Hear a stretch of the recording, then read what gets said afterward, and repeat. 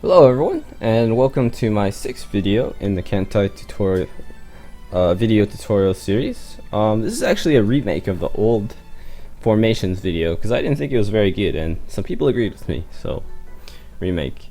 This is on formations, and I'm just gonna talk about each formation real quickly and their names and tell you the benefits of each. And I'm also gonna tell you the modifiers for each formation. So in Kantai Collection, you don't have much control of the battle. Okay, you just get to select the formations, and then they automatically give you kind of how you're engaging the enemy. And if it's good, it's good. If it's bad, it's bad. And yeah, that's it. You really don't have much control over the battle. You just have the control of how your ship girls go into the battle. And one of the main points of control is choosing your formation. So this is the line ahead formation.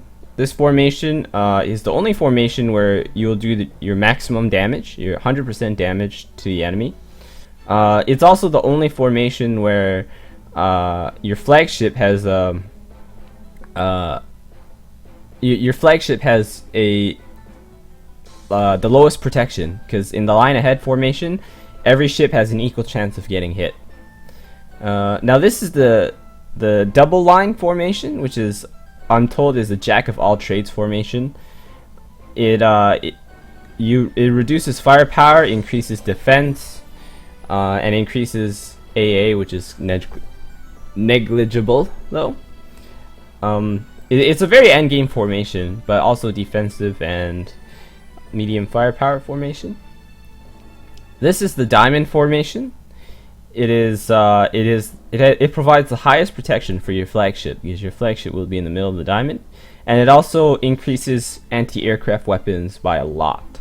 So if your fleet has lots of anti-aircraft weapons, which mine doesn't at the moment, and I run this against enemy carrier fleet, then I will shoot down a lot more airplanes than I would, say, line ahead.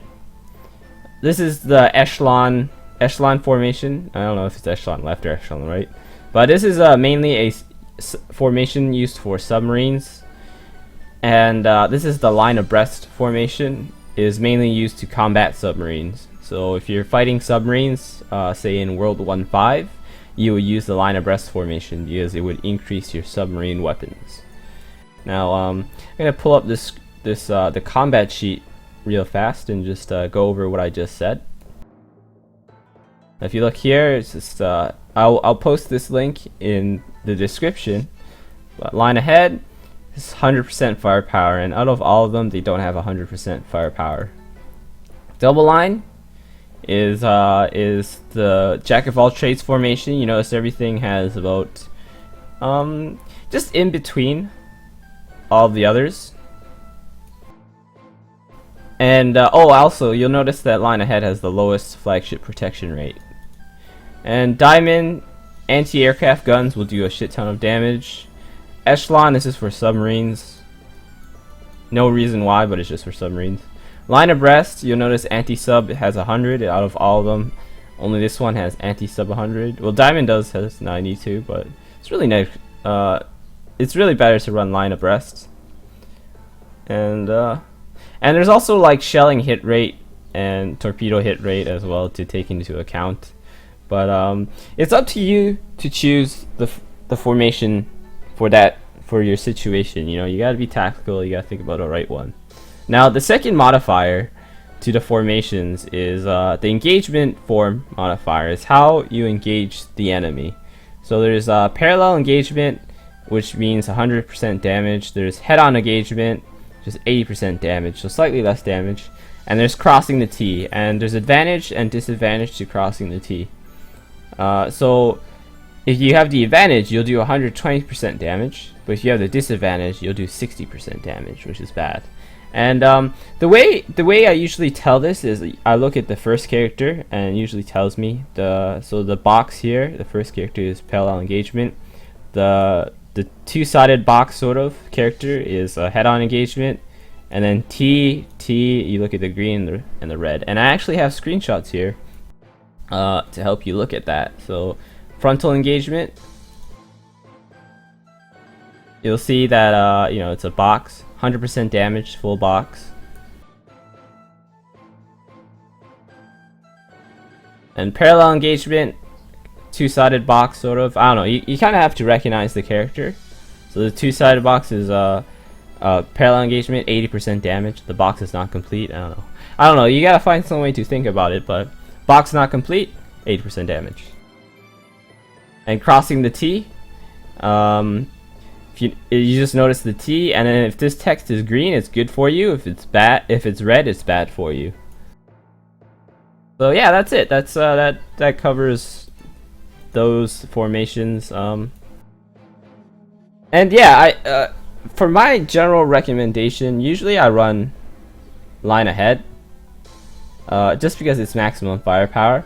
But sometimes when I'm fighting subs, for example, I would want to go to the line abreast, obviously, to fight subs, anti-submarine weapons, and the double line is just I personally like to think of it as a defensive formation, but it doesn't sacrifice much firepower.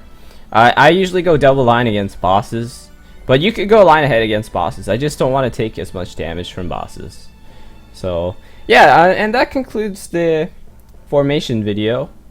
And just for filler, we'll just have a video where, or I'll just show you this combat. And maybe we'll get crossing the T disadvantage.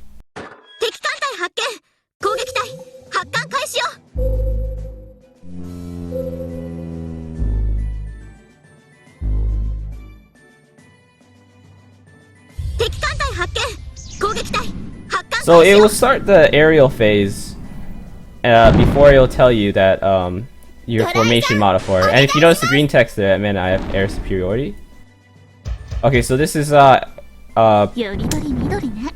head-on engagement. No, parallel engagement, because there was a half box. So I'm doing 80% damage right now.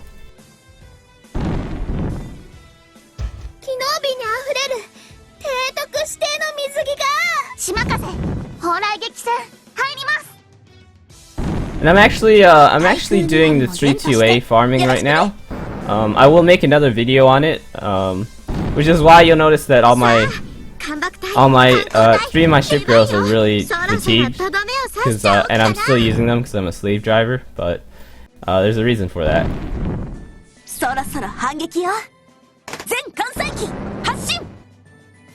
It's because all these ships can only attack my sub, and since my sub is slightly fatigued, she doesn't have much dodge rate, but it's good for farming EXP and farming ship girls. And I missed. I don't think I'm gonna go nighttime battle. It's not really worth it.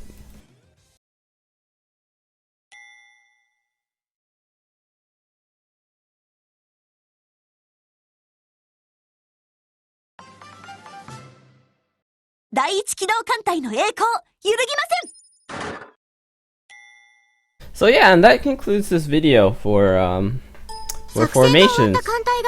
Definitely look out for which. Definitely know your formations to know which one to use, and definitely like look out for the engagement modifier. You know, the box, the half box, sort of crossing the T advantage, which is T green, and T red, which is disadvantage. Disadvantage is really bad for you, and advantage is good for you. Crossing the T. Anyway, thanks for watching. Please be sure to leave comments below. You know, I like to read comments. And yeah, and stay tuned for more episodes of the Kantai Collection video tutorial series. I'll do one on the 3-2A farming soon, so you know what it is.